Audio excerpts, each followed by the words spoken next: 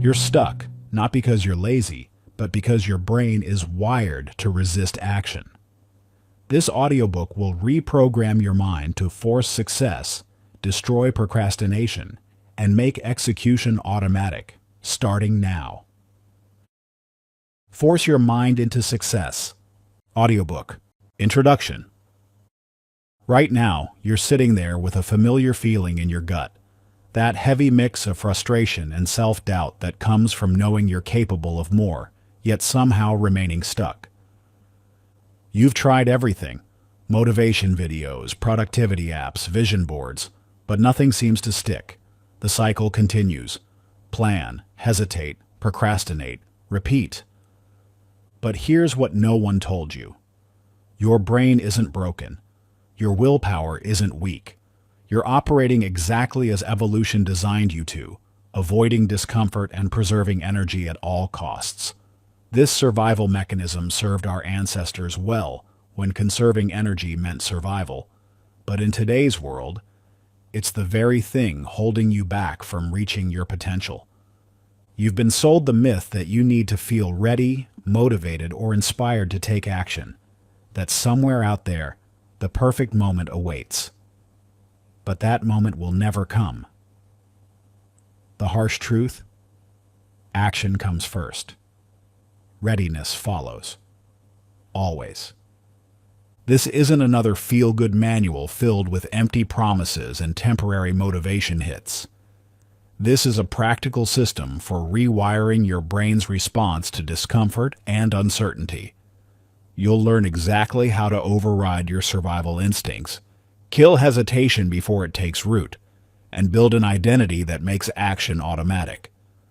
Through proven psychological techniques and real-world applications, you'll discover how to turn procrastination from your enemy into your signal for immediate action.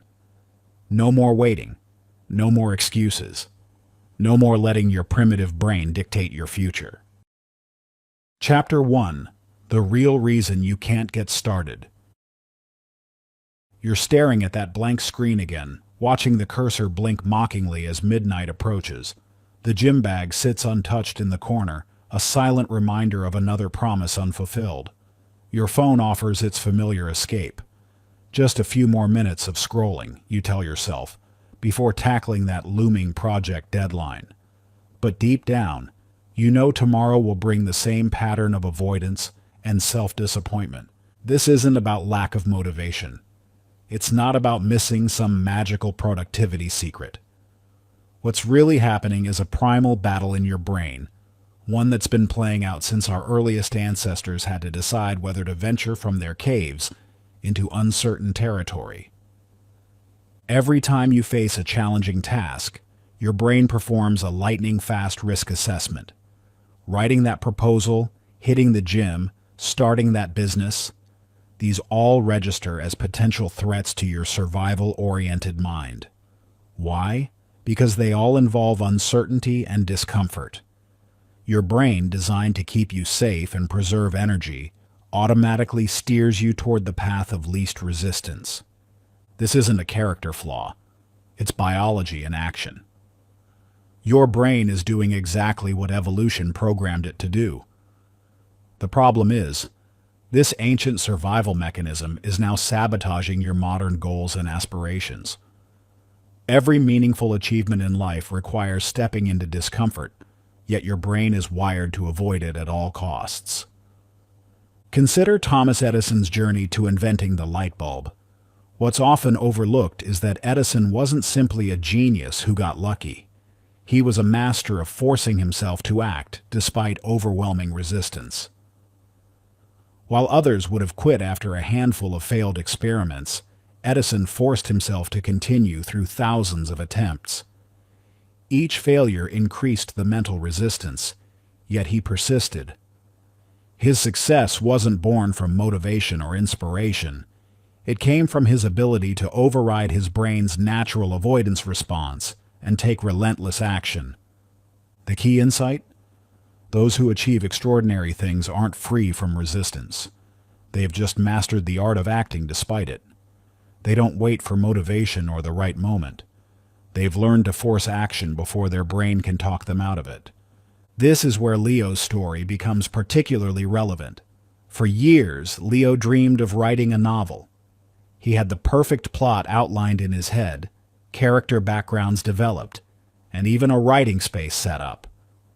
But day after day, he found himself waiting for the right moment to start. He told himself he needed more research, more preparation, more inspiration. In reality, his brain was protecting him from the discomfort of potential failure. Then one morning, instead of thinking about writing, Leo forced himself to write a single sentence. Not a perfect sentence, just any sentence. Before his brain could mount its usual resistance, his fingers were moving across the keyboard. That one forced action broke the spell of avoidance. By the end of that day, he had written 3 pages, not because he felt inspired, but because he had short-circuited his brain's resistance response through immediate action. The secret is elegantly simple. Action kills procrastination in real time. The longer you wait, the more time you give resistance to build its case against action. But when you move immediately, before your brain can process all the potential discomforts and uncertainties, you bypass this resistance entirely. Your challenge is this. The next time you feel that familiar resistance rising, whether it's towards sending that important email, starting your workout, or tackling that project, move immediately. Don't think. Don't plan. Don't wait for the right moment. Force yourself to take one small action before your brain can talk you out of it. This isn't about motivation or willpower. It's about speed of execution. The more you practice this immediate action response, the more you'll rewire your brain's default setting from avoidance to execution. Chapter 2. Stop waiting for motivation. You wake up and immediately check your phone, scrolling through motivational quotes and inspirational videos. Just a few more minutes, you tell yourself, until I feel ready. The morning slips away as you wait for that magical spark of motivation to ignite your actions. But here's the uncomfortable truth you need to hear. That spark isn't coming, and even if it does, it won't last. Think about how many times you felt incredibly motivated. Maybe after watching an inspiring movie or hearing a powerful speech. For a brief moment, anything seems possible. You're ready to conquer the world. But by the next morning, that feeling has evaporated like morning dew, leaving you right back where you started. This is the motivation trap, and it's killing your dreams one day at a time. The fundamental problem isn't that you lack motivation. It's that you're waiting for it in the first place. Motivation is like a fair-weather friend who shows up when conditions are perfect, but disappears the moment things get challenging. Yet we've been conditioned to believe that we need to feel motivated before we can take action. This belief is perhaps the most dangerous lie in personal development.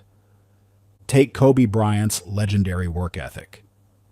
His Mamba mentality wasn't built on motivation. It was built on systematic, relentless action. When asked about his 4 a.m. training sessions, Kobe never talked about feeling inspired. Instead, he spoke about commitment and routine. He trained himself to execute regardless of his emotional state. Whether he felt energized or exhausted, whether he was nursing injuries or coming off a victory, the action remained constant. What made Kobe extraordinary wasn't his talent or even his dedication. It was his complete rejection of motivation as a prerequisite for action.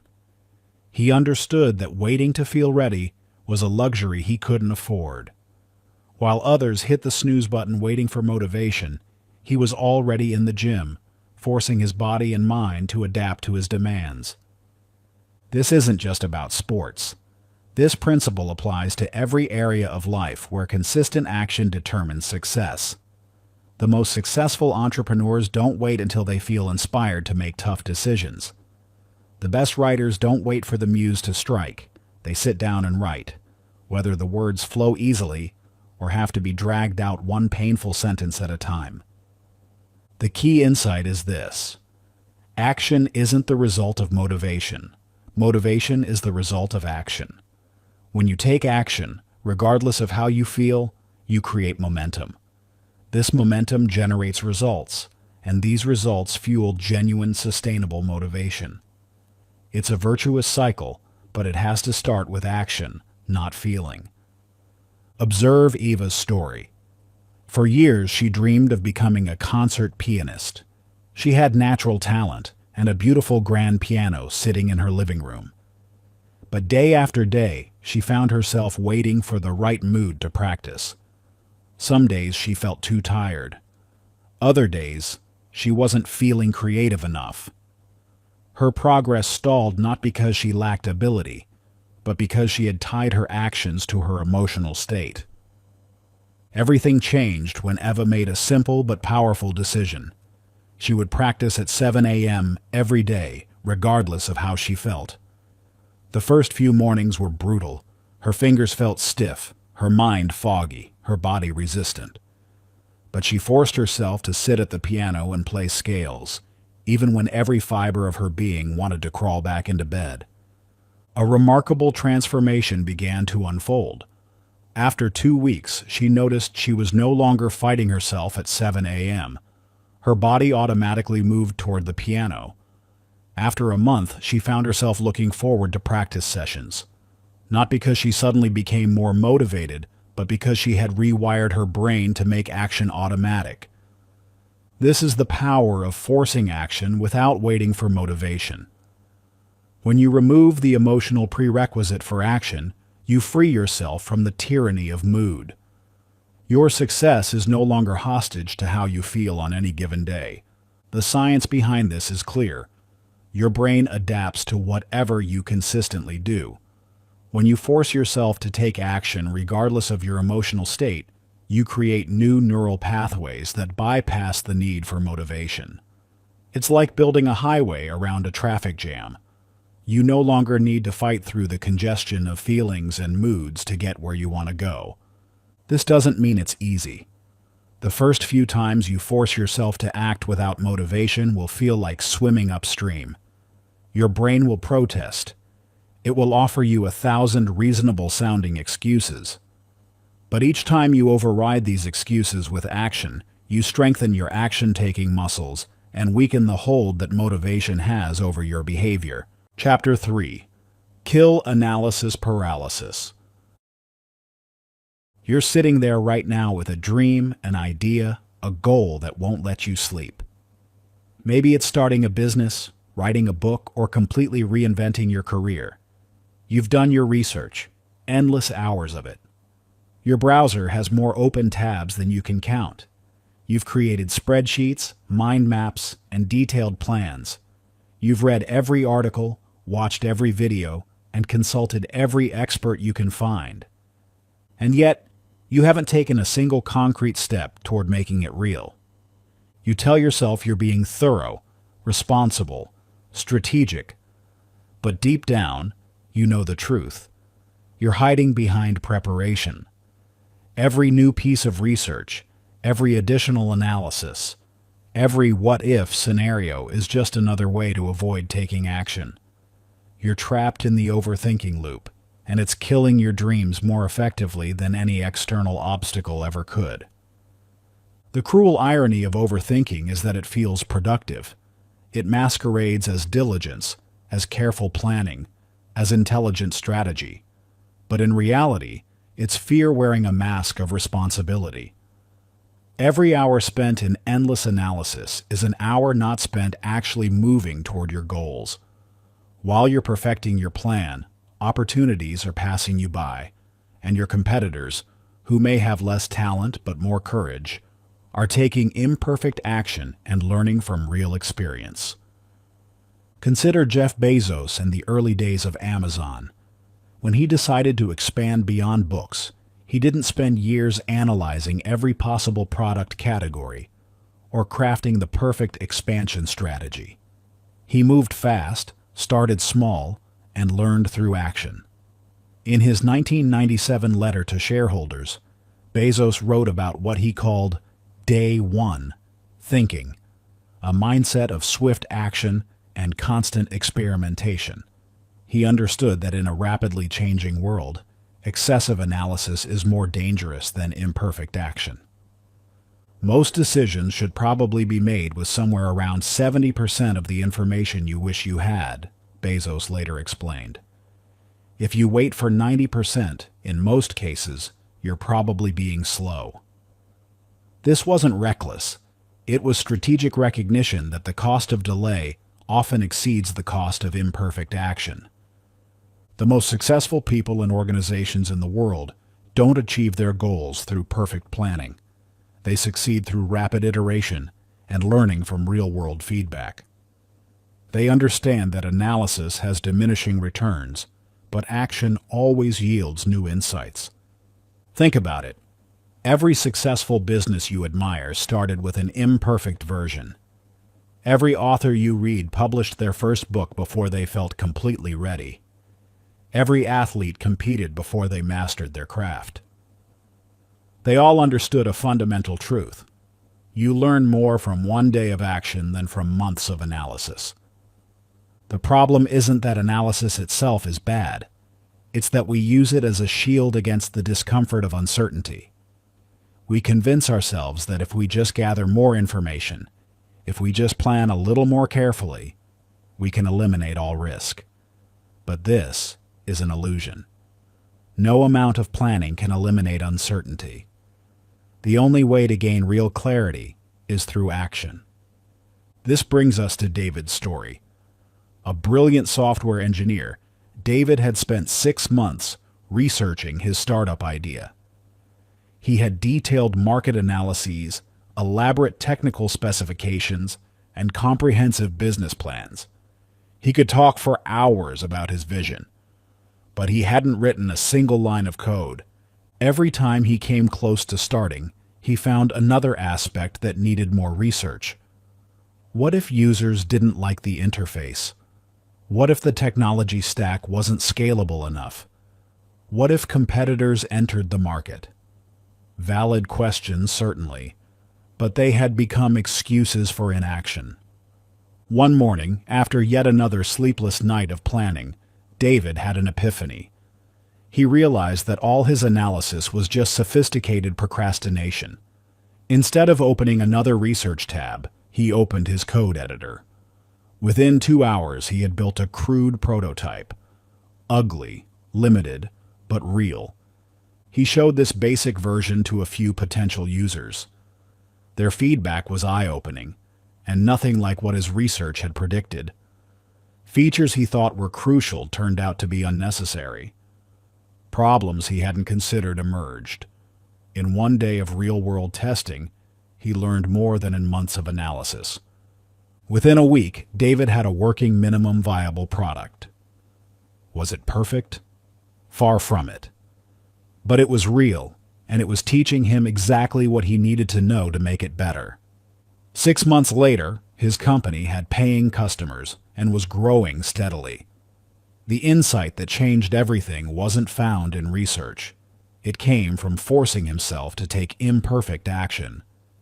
This pattern repeats across every domain of achievement. The most successful people aren't necessarily the best planners. They're the ones who are willing to act before they feel completely ready. They understand that perfect analysis is impossible, but perfect action isn't necessary. The science behind this is clear. Our brains are wired to seek certainty and avoid risk. When faced with complex decisions or uncertain outcomes, we default to gathering more information, even when additional information won't actually improve our decision-making. This analysis paralysis is a form of self-protective behavior that ultimately becomes self-defeating. The solution isn't to abandon analysis entirely. It's to recognize when analysis has served its purpose and is now serving as a barrier to progress. Here's a practical framework. Give yourself a strict time limit for research and planning. Once that time is up, force yourself to take action, even if you don't feel ready. Make your actions small enough that failure won't be catastrophic, but significant enough to provide real learning. Remember, The goal isn't to eliminate uncertainty, it's to act in spite of it. Every successful person you admire has felt the same uncertainty you're feeling right now. The difference is, they chose to act anyway. The next time you catch yourself stuck in the overthinking loop, ask yourself, what's the smallest action I could take right now that would move me closer to my goal? Then take that action immediately, before your brain has time to generate more reasons for delay. Your challenge: identify one goal or project where you've been stuck in analysis paralysis. Right now, not tomorrow, not after more research. Take one concrete action toward that goal. Make it small enough that you can complete it in the next hour. Don't worry about whether it's the perfect action. Just make it real. Chapter 4. When resistance becomes your compass. You sit down to start an important task, and suddenly your mind comes up with every possible reason not to do it. You feel an invisible force pushing you toward distractions, checking your phone, organizing your desk, or even doing other productive things just to avoid this one task. That feeling? That's resistance. And most people see it as a stop sign when, in reality, it's a compass pointing directly at what they should be doing. The more significant the task, the stronger that force becomes. It's not random. It's precisely calibrated to the importance of what you're attempting. When was the last time you felt resistance toward watching Netflix or scrolling social media? Never. Because those activities don't challenge you to grow. But try to write that first page of your book, launch that business, or have that difficult conversation. Suddenly, resistance appears like a wall between you and your goals. This isn't a coincidence. It's your brain's evolutionary response to potential change, and understanding this changes everything. Resistance isn't your enemy. It's your guide. Think about it. Your brain doesn't waste energy fighting against things that don't matter. It only mobilizes resistance when something has the potential to transform you. The stronger the resistance, the more important the task is to your growth. Stephen Pressfield, author of The War of Art, fought this battle every day for years. Before becoming a successful writer, he faced crippling resistance each morning when sitting down to write. He would clean his entire apartment, reorganize his files, or even take on home improvement projects, anything to avoid facing the blank page. But one day, Pressfield had a revelation that changed everything. The resistance he felt wasn't a warning to stop. It was a signal that he was on exactly the right path. The more his work mattered, the stronger the resistance became. Instead of letting it defeat him, he started using it as a compass. When resistance appeared, he knew he was heading in the right direction. This insight transformed his entire approach. Rather than trying to eliminate resistance, he began to welcome it. The more scared we are of a work or calling, the more sure we can be that we have to do it, he wrote. This mindset shift led him from being a struggling writer to a best-selling author. The truth is, every meaningful achievement in human history was accomplished by someone who felt resistance and acted anyway. Every entrepreneur, artist, athlete, or innovator faces this same force. The difference isn't in whether they feel resistance, it's in how they interpret it. When you understand that resistance is actually pointing you toward your most important work, everything changes. Instead of seeing it as an obstacle, you recognize it as a signal, a built-in navigation system showing you exactly where you need to go. Let's talk about Mia, a certified fitness trainer with years of in-person experience. She knew her expertise could help thousands online, but every time she thought about recording her first video, overwhelming resistance kicked in. Her mind flooded with doubts. What if I look awkward? What if no one watches? What if people criticize me? For months, she convinced herself these feelings meant she wasn't ready. She kept preparing, buying better equipment, studying more about video production, waiting for the right time. But the resistance only grew stronger. Then she learned about reframing resistance as a compass. She realized that the very intensity of her resistance was proof that this step mattered, that it had the potential to transform her career and impact more lives.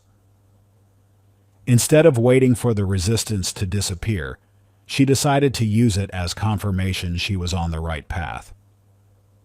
The next morning, using just her phone and basic knowledge, she recorded and posted her first workout video. Was it perfect? Did she feel comfortable? Absolutely not. But by pushing through that resistance, she broke through a barrier that had been holding her back for months. Within weeks, she had a growing online following. More importantly, she had developed a new relationship with resistance. Each time she felt that familiar pushback, whether about trying new content formats or expanding her offerings, she recognized it as a signal to push forward, not pull back. Your resistance works the same way.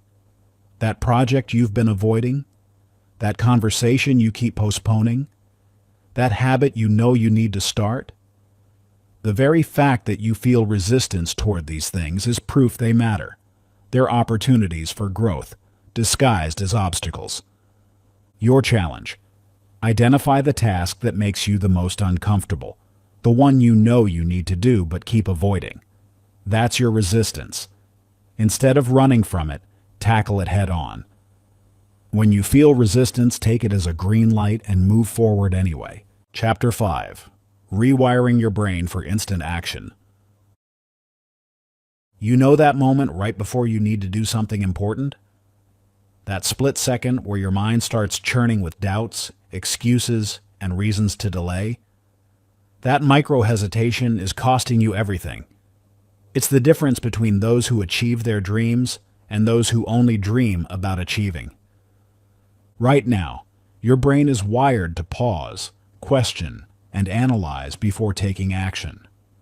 This isn't your fault.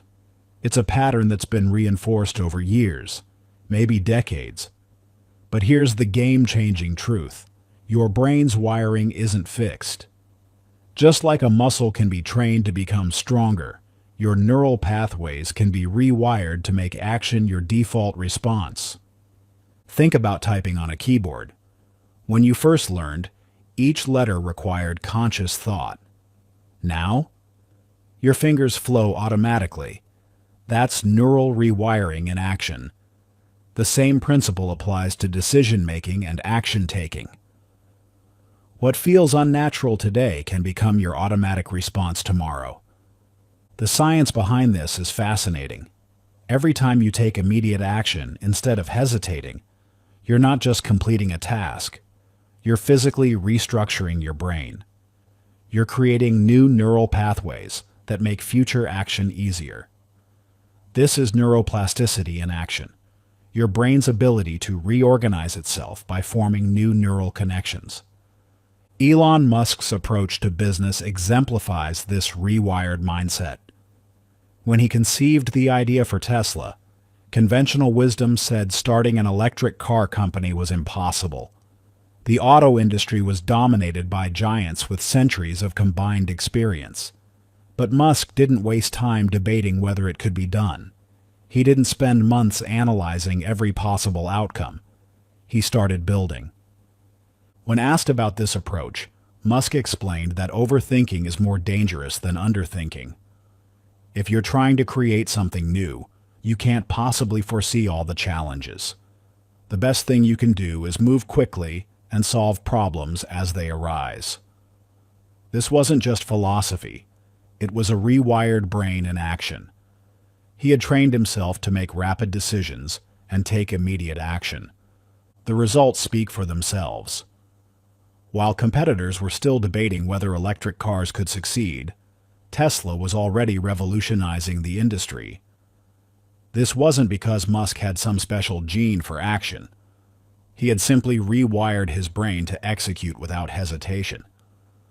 But this kind of rewiring isn't limited to billionaire entrepreneurs. Consider Adrian, an engineer who struggled with analysis paralysis when starting new projects. He would spend weeks researching frameworks, comparing approaches, and creating elaborate plans, all while actual coding took a back seat. His breakthrough came when he learned about the 2-second rule. The concept was simple. The moment he noticed himself starting to hesitate, he would count down from 2, then force immediate action.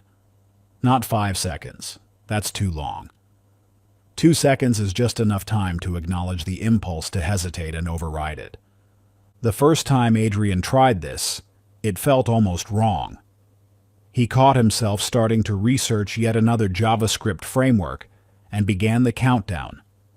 2, 1, action. Before his mind could protest, he opened his code editor and started writing actual code. The result wasn't perfect, but it was real progress, something tangible instead of more preparation. The next day, he did it again, and again. Each time he interrupted his hesitation pattern with immediate action, he was literally rewiring his brain. Within weeks, he noticed something remarkable. The impulse to overanalyze was getting weaker. Starting new projects no longer triggered an avalanche of doubts and research. His default response was shifting from, "Let me think about this," to "Let me try this." This transformation wasn't magic.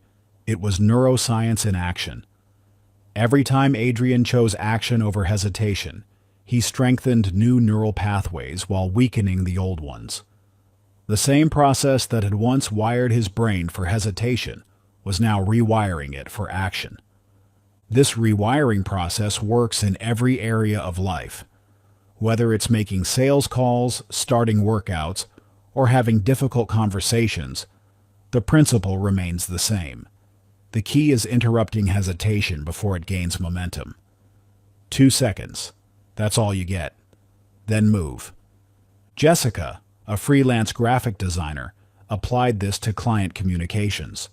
She had a habit of agonizing over every email, sometimes taking days to respond to simple messages. Using the 2-second rule, she forced herself to reply immediately when an email arrived. The first few responses felt rushed and imperfect. But soon, she noticed something. Clients appreciated her quick responses more than her perfectly crafted ones. Her business grew simply because she had rewired her brain for immediate action. The beauty of this approach is its simplicity. You don't need complicated techniques or lengthy preparation. You just need to catch yourself in that moment of hesitation and force immediate action. Each time you do this, you're building new neural pathways. You're literally restructuring your brain to make action your default response. Remember, this isn't about being reckless. It's about preventing analysis paralysis from killing your momentum.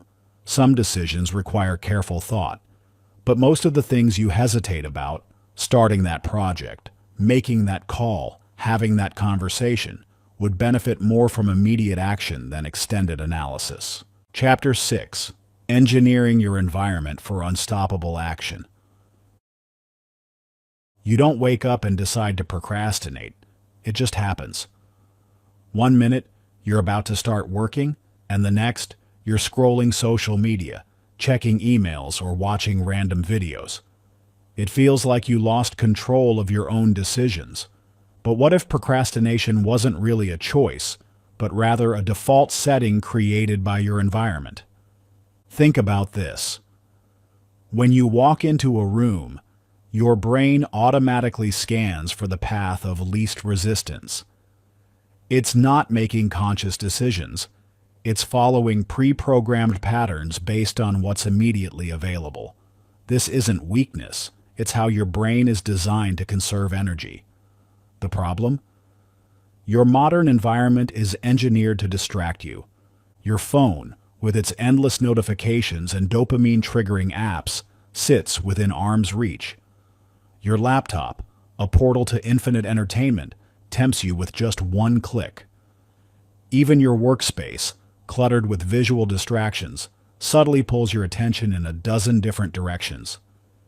Each of these environmental triggers creates micro-decisions, tiny moments where procrastination can take root. James Clear, author of Atomic Habits, discovered this truth through years of research and personal experimentation. His breakthrough came when he realized that willpower isn't about forcing yourself to resist temptation. It's about removing temptation before it can trigger procrastination. Clear began engineering his environment for success, making productive actions effortless and distractions nearly impossible to access. The results were transformative. By removing his phone from his workspace, he eliminated thousands of potential distractions each day. By preparing his writing environment the night before, he removed all friction from starting his morning work. His productivity skyrocketed not because he became more disciplined, but because he stopped relying on discipline altogether. This isn't just theory, it's neuroscience in action. Your brain forms neural pathways based on repeated behaviors. When you consistently work in an environment full of distractions, you strengthen the connection between work time and distraction time. But when you engineer your environment for focus, you begin creating new neural pathways that associate your workspace with productivity. Consider how casinos use environmental engineering to influence behavior. Everything, from the layout to the lighting to the sounds, is carefully designed to keep people gambling. They don't rely on convincing people to stay. They create an environment where staying feels like the natural choice. You can use the same principle to make productivity your default setting. Let's look at Nadia, a university student who struggled with chronic procrastination. Every time she sat down to study, her phone would buzz with notifications. She'd tell herself she'd just check quickly, but minutes would turn into hours. Her grades were suffering, and her stress was mounting. Instead of trying to build more willpower, Nadia decided to engineer her environment for success. She created what she called her focus fortress, a dedicated study space where distractions were physically impossible to access. Here's what she did. First, she identified her primary distraction triggers, her phone, social media, and a cluttered workspace. Then, she systematically eliminated each one. Her phone went into another room, locked in a drawer. She installed website blockers that made social media inaccessible during study hours. She cleared her desk of everything except her study materials. But removing distractions was only half the solution. She also made studying easier by preparing everything in advance. Her textbooks, notes, and supplies were laid out the night before. Her study outline was ready to go. When she sat down to work, there was no friction, no decisions to make, just a clear path to productivity. The transformation was immediate. Without her usual distraction triggers, her brain stopped fighting her and naturally flowed into focused work. Her study sessions became longer and more effective. Her grades improved, but more importantly, she stopped feeling guilty about procrastination because she had removed the option to procrastinate. This principle extends beyond studying. Think about any goal you're pursuing: fitness, business, creative work. The environment you create either supports or sabotages your success. Want to work out more? Put your gym clothes out the night before and sleep in them if you have to. Want to write more? Create a distraction-free writing space where that's the only activity possible. Michael, a freelance designer, applied this to his creative work. His problem wasn't lack of talent or motivation. It was his everything workspace. His desk was where he did client work, watched Netflix, played games, and browsed social media. His brain had no clear association between the space and focused work. He transformed his environment by creating distinct zones for different activities. His work desk became a sanctuary for design work only. No entertainment, no browsing, no distractions. He even used different lighting for different activities: bright, energizing light for work, and softer lighting for relaxation in other areas. The impact was profound. When he sat at his work desk, his brain automatically shifted into creative mode. There were no decisions to make, no willpower required. His environment did the heavy lifting for him. His productivity doubled, and more importantly, his work quality improved because he was fully present in his creative process. Your environment shapes your behavior more than willpower ever could. Every object in your space, every potential distraction, creates a decision point, a moment where procrastination can take root. By engineering your environment, you eliminate these decision points before they can derail you. Think about your current workspace. How many potential distractions surround you? How many micro-decisions do you face before you can start working? Each one is an opportunity for procrastination to win. But you can change this. You can create an environment where productivity isn't a choice. It's the only option. Your challenge: take 10 minutes right now to identify your top 3 distraction triggers. Then, physically remove them from your workspace. Don't hide them. Eliminate them completely. Create a space where doing the work is easier than finding a distraction. This isn't about willpower. It's about making success your default setting. Chapter 7. The 5-second kill switch. Destroying hesitation before it starts. You're standing on the edge of a diving board, high above the water. You know you have to jump. But the longer you stand there, the harder it gets. Your brain is working against you, feeding you excuses, doubts, and hesitation. The longer you wait, the less likely you are to move. This is the same psychological battle that happens every time you hesitate before taking action in your daily life. But what if you could bypass it entirely? Every second of hesitation is a chance for your brain to talk you out of action. That moment when you pause before sending an important email, making a difficult call, or starting a challenging project, that's where failure begins. Not in the task itself, but in that microscopic gap between intention and action. The science behind this is fascinating. When you hesitate, your brain's amygdala, the fear center, activates within milliseconds.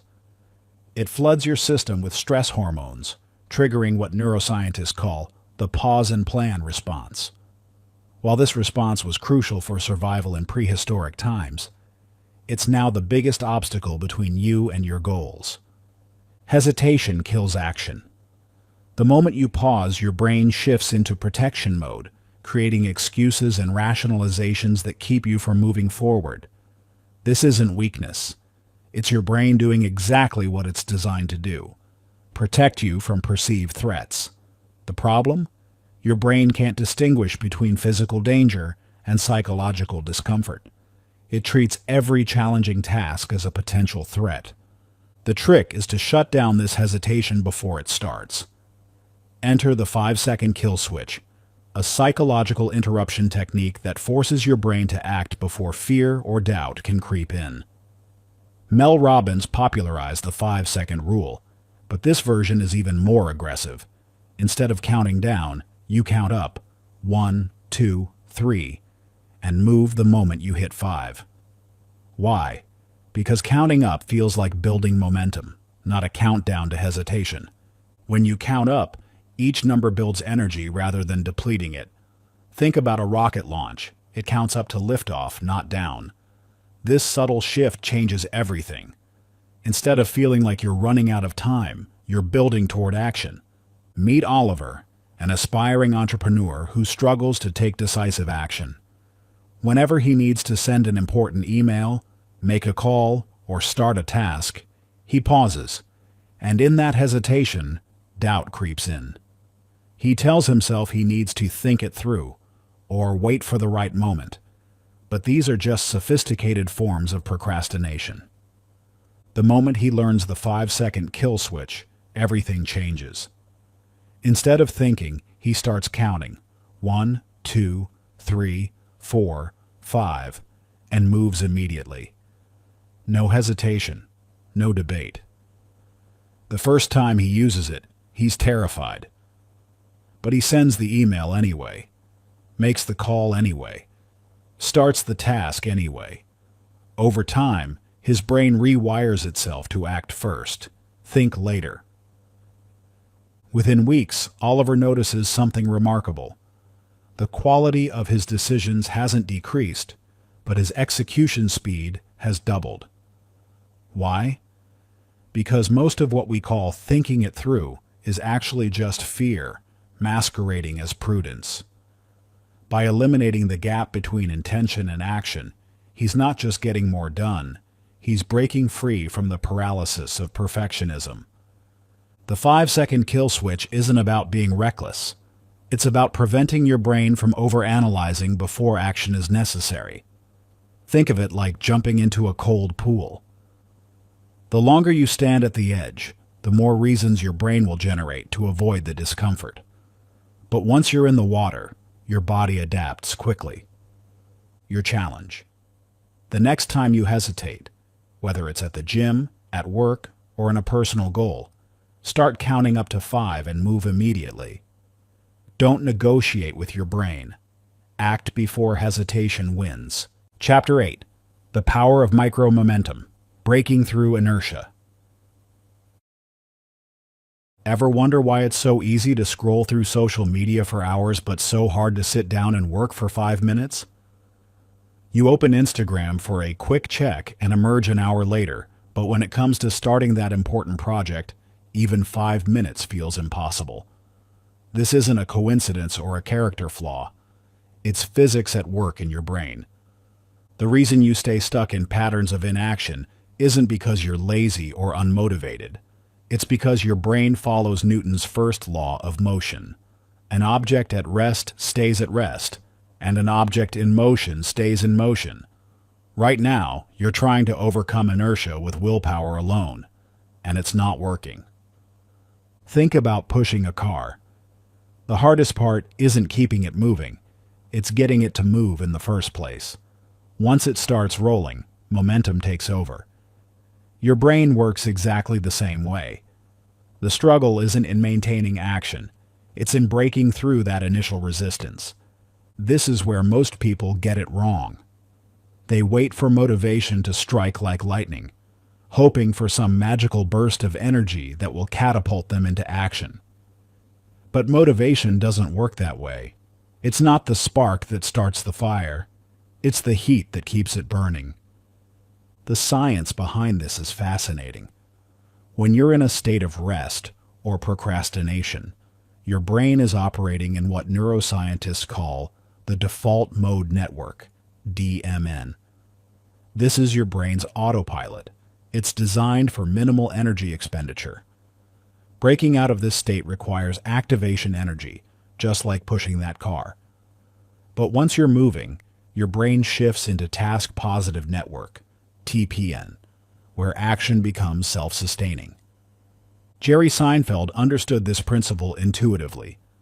Early in his career, when he was still developing his craft, he didn't set out to write perfect routines or create the most successful sitcom in television history.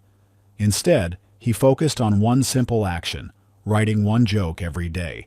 He famously used a wall calendar, marking each day he wrote with a big red X.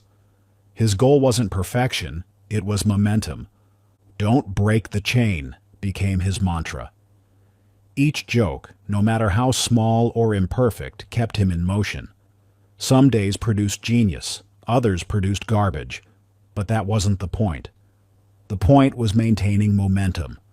Over time, this tiny daily action accumulated into one of the most successful comedy careers in history. The same principle applies to every area of life. Whether you're trying to build a business, get in shape, write a book, or learn a new skill, the key isn't starting big. It's starting small enough that you can't say no. This is where micro-momentum comes in. Instead of trying to tackle the whole project at once, you force yourself to take the smallest possible action that moves you forward. We're talking microscopic here, so small it seems almost ridiculous. Want to write a book? Start with one sentence. Need to clean your house? Put away one item. Want to get in shape? Do one push-up. Need to start a business? Send one email. These actions seem so small they're almost meaningless, but that's exactly why they work. Your brain can't mount its usual resistance because the action is too small to trigger fear or overwhelm. It's like sneaking past your own psychological defenses. Take Clara, a graduate student who had been putting off writing her thesis for months. Every time she thought about the project, her mind would flood with anxiety about the enormity of the task. She'd open her laptop, stare at the blank document, and eventually close it again, feeling defeated. Then she learned about micro-momentum. Instead of trying to write an entire chapter, she committed to writing just one sentence. That's it. One sentence, no matter how bad. The first day, she wrote, "The impact of social media on adolescent development remains poorly understood." It wasn't brilliant, but it was something. The magic happened next. Once that first sentence was on the page, writing a second one felt natural. Before she knew it, she had completed a paragraph. By the end of the hour, she had written 3 pages. Not because she forced herself to, but because the momentum carried her forward naturally. This wasn't a one-time fluke. Clara discovered that by using this micro-momentum approach every day, she could bypass her brain's resistance entirely. Some days, she still only wrote one sentence, and that was okay. The point wasn't the quantity, it was maintaining the momentum. The key to making micro-momentum work is removing all pressure for that first action to be good, meaningful, or significant. It doesn't matter if your first push-up is perfect, if your first sentence is brilliant, or if your first business email is eloquent. What matters is that you move from rest to motion. Think of it like rolling a snowball down a hill. The initial push doesn't need to be big. It just needs to be enough to start the ball rolling. Once it's moving, gravity, or in your case, momentum, takes over. This approach works because it hacks your brain's reward system. Every time you complete even a tiny action, your brain releases dopamine, the feel-good neurotransmitter associated with achievement. This creates a positive feedback loop, making it easier to take the next action and the next. The beauty of micro-momentum is that it's failure-proof. You can't fail at writing one sentence. You can't fail at doing one push-up. By setting the bar so low, you eliminate the fear of failure that often prevents action in the first place. Your challenge: pick one goal you've been procrastinating on. Don't think about the end result. Focus only on the smallest possible action you could take right now. Write one sentence, do one push-up, send one email. Make it so small that saying no would feel more ridiculous than doing it. Take that action immediately before your brain has time to resist. Remember, motion beats meditation every single time. Chapter 9. The Identity Switch. Becoming Unstoppable. There are 2 types of people in the world. One says, "I want to work out." The other says, "I am an athlete." The difference: identity. The first person is trying to force themselves to do something. The second person simply lives it. If you want to become unstoppable, discipline can't just be an action. It has to be who you are. Think about how many times you've said, "I should" or "I need to" today. Each of those phrases reveals a fundamental disconnect between who you are and what you're trying to do. It's like trying to force a square peg into a round hole. You might succeed occasionally through sheer willpower, but it will always feel like a struggle. The reason most people fail to maintain long-term change isn't because they lack willpower or determination. It's because they're attempting to force actions that conflict with their core identity. When your actions don't align with who you believe yourself to be, your brain creates resistance. It's like trying to drive with the parking brake on. You might move forward, but you're fighting against yourself the whole way. This explains why some people seem to effortlessly maintain habits that others struggle with daily. They're not stronger or more disciplined. They've simply aligned their actions with their identity. When you believe, I am an athlete, going to the gym isn't a choice you have to force. It's simply what athletes do. David Goggins exemplifies this principle perfectly. Before becoming one of the world's toughest endurance athletes and a Navy SEAL, he was overweight and working as a pest exterminator. His transformation wasn't just physical, it was identity-based. He didn't just start running, he became a runner. He didn't just train hard, he became someone who embraces discomfort. The shift from doing to being made his incredible achievements possible. When you identify with a new identity, Goggins explains, you don't have to force yourself to act. You just express who you are. This isn't positive thinking or self-help fluff. It's neuroscience. Your brain constantly works to maintain consistency between your actions and your self-image. When you change your identity, your brain automatically adjusts your behavior to match. The power of identity-based discipline becomes clear in the story of Noah, a graphic designer who dreamed of becoming a successful artist. For years, he struggled with consistency, trying to force himself to create daily. He read books on productivity, set countless reminders, and tried every motivation hack he could find. Nothing stuck. Then he learned about identity-based discipline. Instead of trying to force himself to make art, he started thinking differently. He stopped saying, I want to be an artist, and started saying, I am an artist. He decorated his workspace with art supplies, joined artist communities, and began introducing himself as an artist at social gatherings. The change was dramatic. Creating art was no longer something he had to force himself to do. It became a natural expression of who he was. When friends invited him out, he'd often decline, saying, I need to work on my art.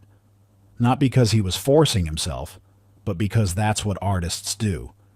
His productivity tripled, not because he tried harder, but because he became aligned with his new identity. This principle works in every area of life. Want to become more productive? Stop saying, I need to be more organized, and start saying, I am someone who gets things done. Want to eat healthier? Instead of forcing yourself to diet, become someone who nourishes their body with good food. Want to write more? Don't try to write. Be a writer. The shift might feel artificial at first, like you're playing pretend. That's normal. Your brain will resist the new identity initially, throwing up thoughts like, who are you kidding? Or, this isn't really you. This resistance is actually a good sign. It means you're pushing against your old identity boundaries. Think of it like learning a new language. At first, speaking feels awkward and unnatural.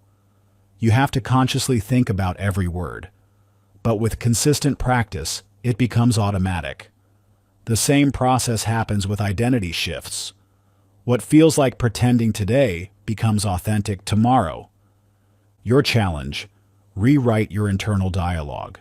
Instead of saying, I need to be more productive, say, I am the kind of person who gets things done. When you become the type of person who takes action, action becomes effortless. Chapter 10. The Accountability Engine. Making Success Inevitable. Imagine you have a deadline tomorrow, but no one will check if you complete the task. Would you still do it? Now imagine you promised a friend or your entire team that you'd have it done. Suddenly, there's pressure. You don't just want to do it, you have to. That's the power of accountability. It transforms action from an option into an obligation. When you're only accountable to yourself, it's easy to rationalize inaction. Your brain is masterful at creating convincing excuses. I'll do it tomorrow. I'm not feeling inspired. No one will notice if I skip this. But the moment someone else is invested in your success, those excuses lose their power. It's the difference between working out alone and having a training partner waiting for you at the gym at 6 a.m. The psychology behind this is fascinating. When you're solely responsible for your actions, You're dealing with internal accountability, which is notoriously unreliable. Your brain, designed for survival and comfort, will always find ways to justify taking the easier path. But external accountability bypasses this mental negotiation entirely. It creates a social contract that your brain takes far more seriously than personal promises. Warren Buffett, one of the most successful investors in history, understands this principle deeply. For over 60 years, his partnership with Charlie Munger has been more than just a business relationship. It's been an accountability system that's helped shape some of the most important financial decisions in modern history. Buffett often credits Munger for being his abominable no-man, someone who challenges his thinking and holds him to the highest standards of decision-making. "Charlie has the best 30-second mind I've ever seen," Buffett once said. "He goes from A to Z in one move. He sees the essence of everything before you even finish the sentence." This isn't just about having a smart partner. It's about having someone who won't let you settle for less than your best. But accountability doesn't always need to come from a single partner. Sometimes, the most powerful form of accountability is public commitment. Research found that people have a 65% chance of completing a goal if they commit to someone else. That number jumps to 95% when they have specific accountability appointments with their partner. This explains why Weight Watchers group meetings have been so effective for decades. It's not just about the diet plan, it's about showing up each week, stepping on the scale in front of others, and being part of a community that expects progress. The fear of letting others down becomes more powerful than the temporary discomfort of saying no to that extra slice of pizza. The key is understanding that accountability isn't about punishment or shame. It's about creating an environment where success becomes the path of least resistance. Think of it like bowling with the bumpers up. You can still throw the ball, but the guardrails ensure you'll eventually hit the pins. Jake's story illustrates this perfectly. A talented coder, he had been working on his side project for over 2 years. He had the skills, the idea, and even some initial code written. But month after month, he found reasons not to launch. "It's not perfect yet," he'd tell himself. "The market isn't ready. I need to add one more feature." Then he joined a mastermind group of other developers. Every Monday morning, each member had to share their progress from the previous week and commit to specific deliverables for the week ahead. Missing a commitment meant explaining yourself to the group and paying a $50 penalty to a charity you despise. Suddenly, Jake's project timeline accelerated dramatically. The thought of showing up empty-handed to the Monday meeting was more painful than the discomfort of pushing through his perfectionism. Within 6 weeks, he had launched the beta version of his app, something he hadn't managed to do in the previous 2 years. The crazy thing is, the actual work wasn't any harder, Jake explained. "I just stopped allowing myself to make excuses. When you know 7 other people are expecting results, you find a way to deliver." This principle extends beyond personal projects. Companies use it through public quarterly earnings reports. Athletes use it through public training logs. Writers use it by announcing book release dates before the manuscript is finished. The mechanism is always the same. Make your commitments public, and suddenly you have no choice but to follow through. But not all accountability systems are created equal. The most effective ones share 3 key elements. First, they're specific. Vague commitments like, "I'll try to work out more," don't work. You need concrete goals. "I will complete 3 45-minute strength training sessions per week." Second, they have real consequences. These don't need to be punitive. They just need to matter to you. It could be financial, like Jake's $50 penalty, social, having to explain yourself to a respected mentor, or professional, regular progress reports to your team. Third, they're consistent. One-time check-ins aren't enough. You need regular touch points that keep you on track. This is why weekly mastermind meetings tend to be more effective than monthly ones. The power of accountability becomes even clearer when we look at how elite military units use it. Navy SEAL teams operate on what they call swim buddy pairs. Two SEALs who are responsible for each other at all times. This system isn't just about safety, it's about performance. When your actions directly impact someone else's success, you hold yourself to a higher standard. Chapter 11. Executing Through the Storm. Your Fallback System. Some days you wake up feeling unstoppable. Other days you can barely drag yourself out of bed. This is the brutal truth. Motivation will fail you when you need it most. The key to winning isn't about feeling great every day. It's about learning how to execute even when you don't. The human mind is a complex machine that operates on cycles and rhythms. Your energy, focus, and drive naturally fluctuate. It's biology, not weakness. But here's what separates those who achieve their goals from those who don't. Successful people understand that feelings are irrelevant to action. Think about the last time you felt completely drained. Maybe it was after a long day at work or during a particularly stressful period in your life. In those moments, motivation isn't just low, it's non-existent. Every fiber of your being screams for rest, for delay, for surrender. This is precisely when you need a system that bypasses your feelings entirely. The difference between successful and unsuccessful people isn't that the successful ones feel motivated all the time. It's that they act regardless of how they feel. Resistance is always strongest when you're tired, stressed, or overwhelmed. But instead of waiting for the perfect moment, high performers have strategies to push through any conditions. Look at Jocko Willink, retired Navy SEAL commander and best-selling author. He wakes up at 4:30 a.m. every single day, not because he feels like it, but because he refuses to let emotions dictate his actions. Discipline equals freedom isn't just a catchy phrase for him. It's a system that works regardless of circumstances. If you want to be tougher mentally, it is simple. Be tougher. Don't meditate on it, Willink often says.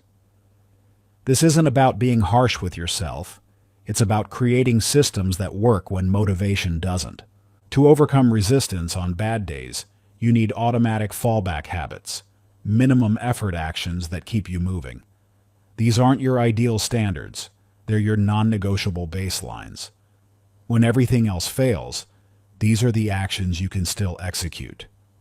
Take Sophia, a fitness enthusiast who transformed her approach to working out. Like many, she used to operate on an all-or-nothing mindset. On good days, she'd crush 2-hour training sessions. But when fatigue hit, or life got overwhelming, she'd skip the gym entirely. This pattern led to inconsistency and frustration until she developed her fallback system. Instead of demanding perfection, she established a minimum viable workout, 10 minutes of basic movement. No matter how exhausted she felt, she would do at least this much. The fascinating part? Once she started moving, she usually found the energy to do more. But even on days when she truly only did the minimum, she maintained her habit streak. This consistency proved more valuable than sporadic, intense workouts. The hardest part was accepting that doing less was better than doing nothing, Sophia explains. But once I embraced the fallback system, my entire relationship with fitness changed. I stopped seeing bad days as failures and started seeing them as opportunities to prove my commitment. This principle extends far beyond fitness. Writers can commit to one sentence when they're too drained for their usual word count.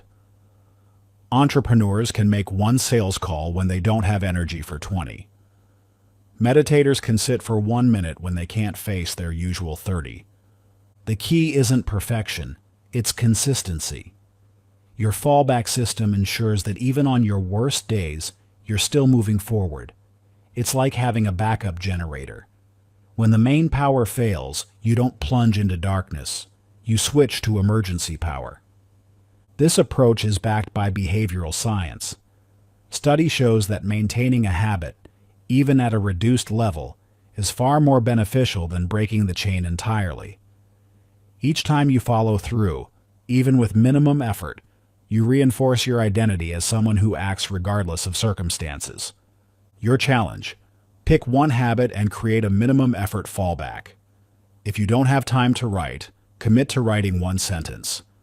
If you're too tired for a full workout, do 5 push-ups. The goal is never to break the chain. Small actions keep you in motion, even on your worst days. Chapter 12. The Power of Ruthless Simplicity. Most people overcomplicate everything. They want the perfect morning routine, the perfect business plan, the perfect strategy, so they keep adding more. But here's the truth. Complexity kills execution. The simpler your plan, the easier it is to act on. If you want to take relentless action, you must master the art of ruthless simplicity. Your brain is like a computer. The more programs you run simultaneously, the slower it performs. When you pile on complexity, you're essentially running dozens of unnecessary background processes that drain your mental energy and processing power. This isn't just metaphorical, it's neurological reality. Every time you face a complex task, your brain performs a quick cost-benefit analysis. The more complicated something appears, the higher the perceived cost of action. This triggers what psychologists call cognitive load, a mental burden that often leads to decision paralysis and inaction. The brain craves simplicity. When things feel overwhelming, it shuts down and defaults to avoidance. This is why so many people get stuck, not because they can't do the work, but because they make it too complicated to start. Steve Jobs understood this principle at a profound level. He simplified everything, from product designs to his wardrobe, so he could focus on what really mattered. When he returned to Apple in 1997, the company had dozens of products. His first action? Cutting the product line by 70%. This wasn't just about business efficiency. It was about creating clarity that enabled decisive action. That's been one of my mantras, focus and simplicity, Jobs once said. Simple can be harder than complex. You have to work hard to get your thinking clean to make it simple. But it's worth it in the end, because once you get there, you can move mountains.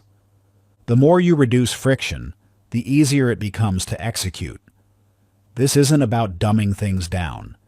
It's about removing unnecessary complexity that stands between you and action. Think of it like clearing a path. The fewer obstacles in your way, the faster you can move.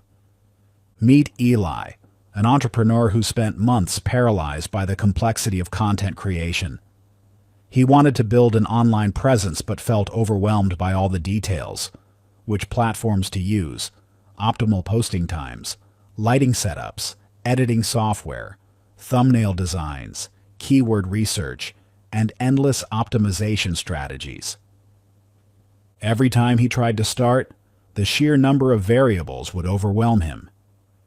He'd spend hours researching the perfect approach, only to end up doing nothing. The complexity had become a convenient excuse for inaction. Then he discovered the power of ruthless simplicity. Instead of trying to master multiple platforms, he chose just one. Instead of covering various topics, he picked a single focus. Instead of overthinking production value, he used his phone camera and basic editing. His new rule? One platform, one topic, one post per day. That's it. The results were transformative. Within a month, he had created more content than in the previous 6 months combined. The simplified approach didn't just make execution easier, it made it almost automatic. By removing unnecessary decisions, he eliminated the mental friction that had been holding him back. The hardest part wasn't learning new skills, Eli explains. It was unlearning the belief that more complexity equals better results. Once I embraced simplicity, everything clicked into place. This principle extends far beyond content creation. Look at successful morning routines. The ones that stick aren't elaborate 20-step processes. They're simple, repeatable actions that can be executed even when you're half awake. The same goes for fitness programs, business strategies, and personal development practices. This approach to simplification isn't about settling for less. It's about achieving more through focused effort. When you eliminate unnecessary complexity, you free up mental energy for what truly matters. You stop getting lost in details and start making real progress. The key to execution is stripping things down to their simplest form. This requires brutal honesty about what's essential and what's just noise. Ask yourself, what's the smallest number of steps needed to achieve this goal? What can I eliminate without significantly impacting the outcome? Often, you'll find that 80% of your results come from 20% of your actions. The trick is identifying that crucial 20% and ruthlessly eliminating everything else. This isn't easy. Our minds naturally want to add rather than subtract. But simplification is a skill that can be developed with practice. Start by auditing your current processes. Look for areas where complexity has crept in unnecessarily. Are you overcomplicating your work process with too many tools? Is your fitness routine so elaborate that it's becoming a barrier to consistency? Have you turned simple tasks into complex procedures? Remember, every additional step, decision, or variable you add creates another potential point of failure. The goal isn't to dumb things down. It's to make them smart enough to be sustainable.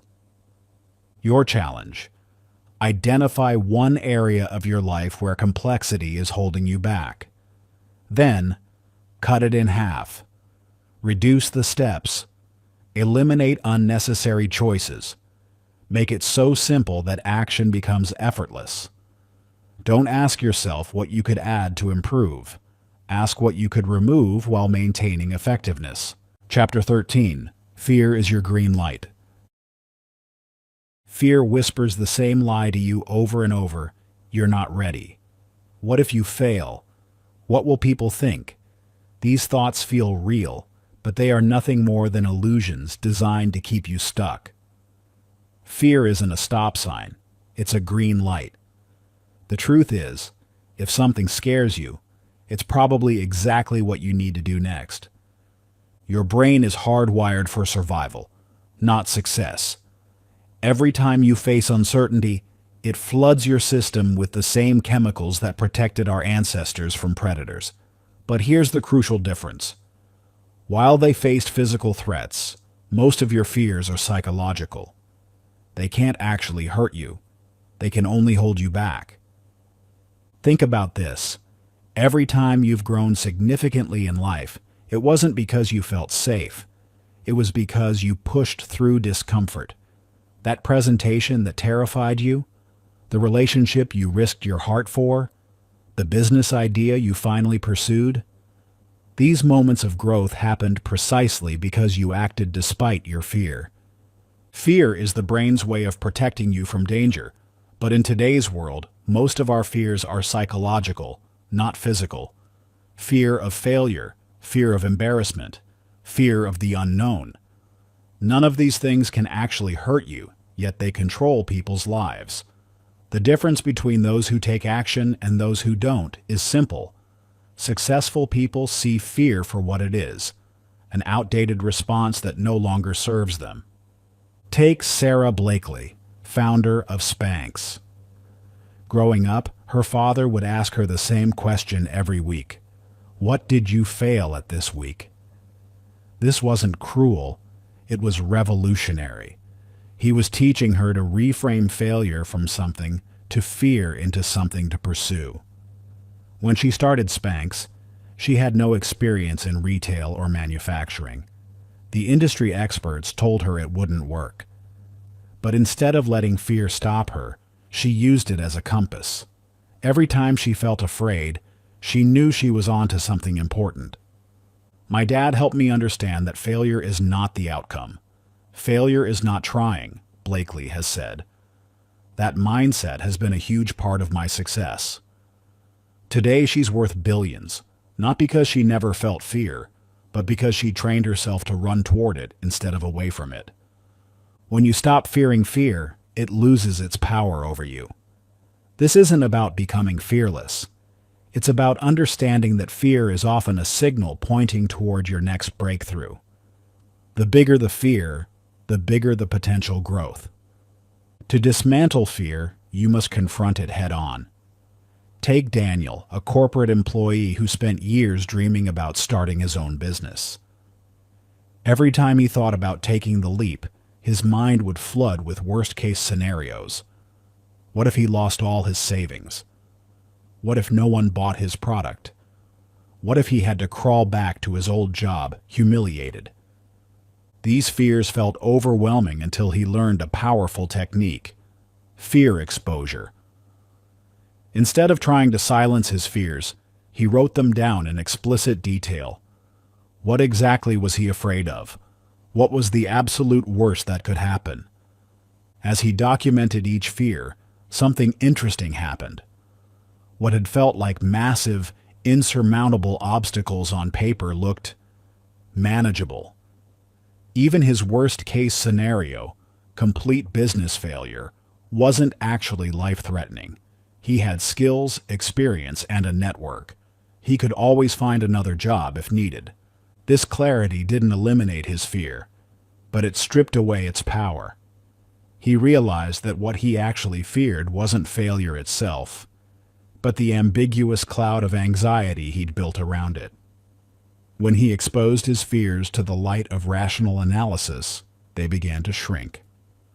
Armed with this new perspective, Daniel started taking small steps toward his business dream. He began working on his business plan during lunch breaks. He reached out to potential mentors. He set aside a small portion of his savings as startup capital. Each action was still scary, but now he understood that fear was just part of the process, not a warning to stop. Fear thrives in uncertainty, but when you expose it, it disappears. This is why writing down your fears is so powerful. It forces you to confront the specific rather than the abstract. Most fears, when examined closely, turn out to be far less threatening than they appeared in the shadows of your mind. The key is to stop treating fear as an enemy and start seeing it as information. When you feel afraid of taking action, ask yourself, what's this fear trying to tell me? Often you'll find that the very thing you're afraid of is exactly what you need to do next. Consider this. If you weren't afraid of public speaking, would giving a presentation help you grow? If you weren't afraid of rejection, would asking someone out build character? If you weren't afraid of failure, would starting a business teach you valuable lessons? Fear often marks the boundary between comfort and growth. This doesn't mean you should act recklessly or ignore legitimate dangers, but it does mean learning to distinguish between rational caution and irrational fear. Real threats require attention and planning. Psychological fears usually require action and exposure. The process of overcoming fear isn't about waiting until you feel ready. It's about acting before you feel ready. Each time you move forward despite fear, you prove to yourself that fear isn't in charge. This builds what psychologists call fear tolerance, the ability to function effectively even when afraid. Think of fear tolerance like building muscle. You don't get stronger by avoiding weights. You get stronger by gradually lifting heavier ones. Similarly, you don't become more courageous by avoiding fear. You become courageous by gradually taking on bigger challenges. Your challenge: identify one thing you've been avoiding out of fear. Write down exactly what you're afraid of. Then ask yourself, what's the worst that can happen? When you shine a light on fear, you take away its control. Chapter 14. Making Action Automatic. Anyone can take action once. The real challenge is doing it every day. What separates the top 1% from everyone else isn't talent or intelligence. It's consistency. You've probably experienced this yourself. Bursts of motivation that fade, ambitious plans that fizzle out, promises to yourself that dissolve under the weight of daily life. The secret to long-term success isn't one big, dramatic push. It's making execution a daily habit that happens automatically, without effort. Your brain runs on habits, neural pathways that determine what you do without thinking. Right now, those pathways might be programmed for hesitation, overthinking, or avoidance. But here's the exciting truth. Just as your brain learned those patterns, it can learn new ones. The reason most people struggle to take action consistently is that they haven't trained their brain to do it on autopilot. They rely on willpower, which is like trying to run a marathon on a single energy bar. It'll get you started, but it won't get you to the finish line. Look at Stephen King, one of the most prolific writers of all time. He doesn't write when he feels inspired. He writes every single day, without fail, often producing over 2,000 words before noon. For him, writing isn't a choice. It's a deeply ingrained habit. That's why he's able to produce over 60 novels, while most aspiring writers never finish one. The difference isn't talent or creativity. It's that King has turned writing into something as automatic as brushing his teeth. I have a glass of water or a cup of tea and my vitamin pill, and I have my music, and I have my same seat, and the papers are all arranged in the same places, King has explained. The cumulative purpose of doing these things the same way every day seems to be a way of saying to the mind, you're going to be dreaming soon. This ritual isn't just about comfort. It's about programming his brain for automatic execution. The people who seem naturally disciplined don't have superhuman willpower. They've just built systems that remove the need for it. The science behind this is fascinating.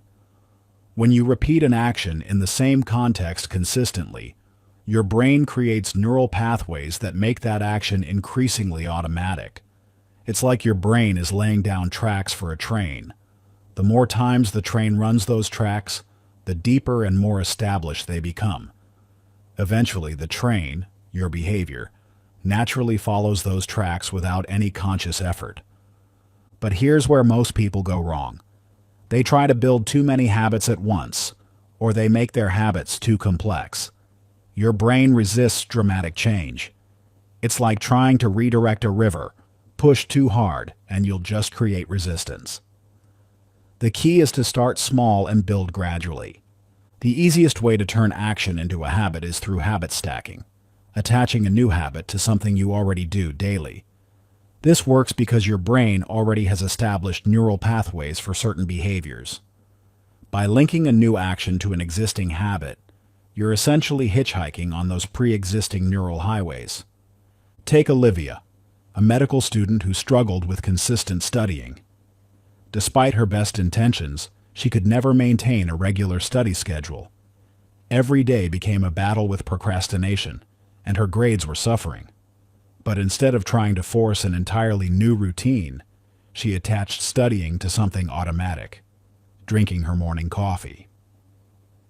I made a simple rule, Olivia explains. I'm not allowed to take the first sip of coffee until my study materials are open in front of me. Then I study for just 10 minutes while I drink my coffee. This tiny change had profound effects. Because she already had a strong coffee habit, the studying piggybacked on that existing pattern. She didn't have to remember to study or force herself to start. It just happened automatically with her morning coffee. Within weeks, those 10 minutes often stretched into hours because once she started, momentum took over. The key to Olivia's success wasn't willpower or motivation. It was understanding how habits actually form. She didn't try to revolutionize her entire routine. She simply attached a new behavior to an existing trigger. This is how lasting habits are built, not through force, but through intelligent design. The same principle applies to any action you want to make automatic. Want to work out consistently? Stack it onto your morning bathroom routine. Want to write daily? Do it right after checking your email. Want to make progress on a project? Work on it while you eat lunch. The specific stack doesn't matter as much as the consistency of the connection. Think of it like programming a computer. You're not trying to write entirely new software. You're just adding a new command to an existing program. This makes the change much easier for your brain to accept and implement. Here's what makes habit stacking so powerful. First, it eliminates decision fatigue. When an action is tied to an existing habit, you don't have to decide when or whether to do it. The trigger, your existing habit, automatically cues the new behavior. Second, it reduces resistance. By attaching the new habit to something you already do effortlessly, you're not asking your brain to create an entirely new pattern, just to extend an existing one. Third, it builds momentum naturally. As you successfully stack habits, your brain starts to expect and even crave the new behavior. What started as a conscious effort becomes an automatic sequence. Once a habit is ingrained, momentum makes it impossible to stop. This is why people who exercise regularly find it harder to skip a workout than to do it. Their brain has been programmed to expect and crave that activity. Chapter 15. The Relentless Execution Mindset. Some people take action when it's convenient. Others take action no matter what. The difference? Mindset. If you want to be someone who gets things done at a world-class level, you must adopt the mindset of relentless execution, where hesitation, excuses, and overthinking are simply not an option. Every time you negotiate with yourself about taking action, you create a gap where doubt can creep in. That gap is where mediocrity lives. Excellence demands elimination of that gap entirely. When you truly understand this, you'll realize that the question isn't, "Should I do this?" but rather, "How will I get this done?" The most successful people in the world don't operate with a sometimes mentality. They don't allow mood, circumstances, or fear to dictate their actions. Instead, they see execution as their default state. This mindset is what separates elite performers from the average. There's no internal debate about whether to show up. Showing up is simply what they do. Take Arnold Schwarzenegger. His career spans bodybuilding, acting, politics, and business. He succeeded in every field because of one thing: unwavering commitment to action. During his bodybuilding years, he trained on Christmas Day when the gym was closed. He would break in through the windows just to get his workout in. When pursuing acting, he took English classes and speech lessons for hours every day, refusing to let his accent be an obstacle. As governor, he applied the same relentless approach to politics. "The worst thing you can ever do is think that you know enough," Schwarzenegger often says. "Never stop learning, never stop growing, and never stop pushing." This isn't just motivation.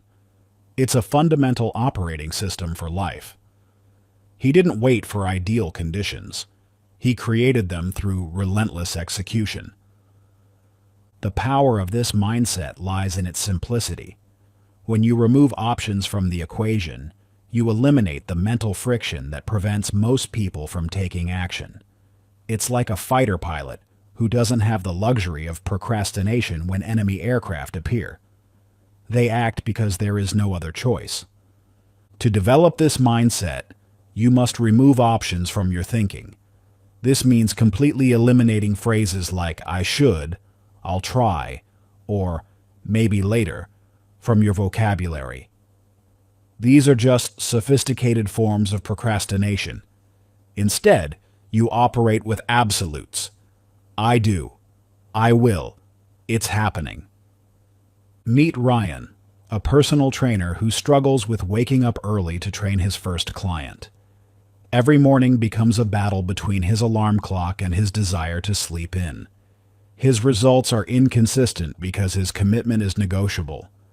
But everything changes when he adopts the mindset of relentless execution. Instead of debating whether to get up, he changes his approach.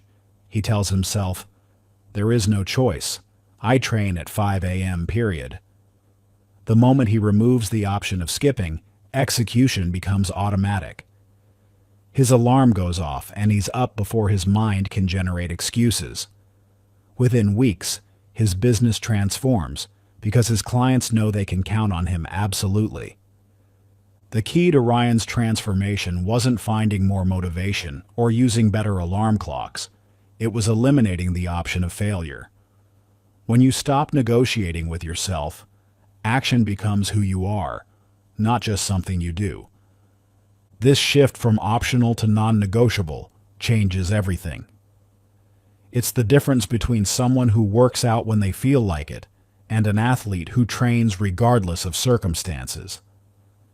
Between someone who writes when inspiration strikes and an author who produces pages every day without fail. Between someone who builds a business in their spare time and an entrepreneur who makes their vision reality no matter what. The beauty of the relentless execution mindset is that it actually requires less energy than inconsistent action. Why? Because you're not spending mental resources deciding whether to act. You just act. It's like brushing your teeth. You don't debate whether to do it. You just do it because that's who you are. Your challenge. Pick one area of your life where you need to be more relentless. Instead of making it a goal, turn it into a non-negotiable identity. When execution becomes who you are, success is inevitable. Conclusion. You've reached the end of this journey, but in reality, this is just the beginning. Everything you've learned about overcoming resistance, killing hesitation, building momentum, it all comes down to this moment. Right now. What you do next will determine whether this will become just another audiobook you've heard, or the turning point where everything changed. Knowledge without action is worthless. The world is filled with people who know exactly what they need to do, but never do it. They collect information, read books, watch videos, constantly preparing but never executing. This isn't just procrastination. It's a form of self-deception. They feel productive because they're learning, but they're really just avoiding the discomfort of action. This is your moment of truth. All the strategies, insights, and tools you've gained mean nothing if you don't use them. The next few minutes will determine whether this becomes another forgotten self-help audiobook or the moment everything changed. Your mind will try to convince you to wait, to prepare more, to start tomorrow. Don't let it. Tomorrow never comes. The only moment you can act is now. Close this audiobook and take immediate action on your most important goal. Not tomorrow, not in an hour, right now. Everything you need to know is already in your head. The only thing left is to act. Remember, this isn't about motivation or feeling ready. It's about forcing yourself to move forward despite every excuse and rationalization your mind creates. The time for learning is over. The time for action is now. Are you going to be someone who knows what to do or someone who does it? The choice is yours. Make it count. Thank you for listening and for investing in yourself. I believe in you. Your potential is endless. Now, go out there and create the life you deserve.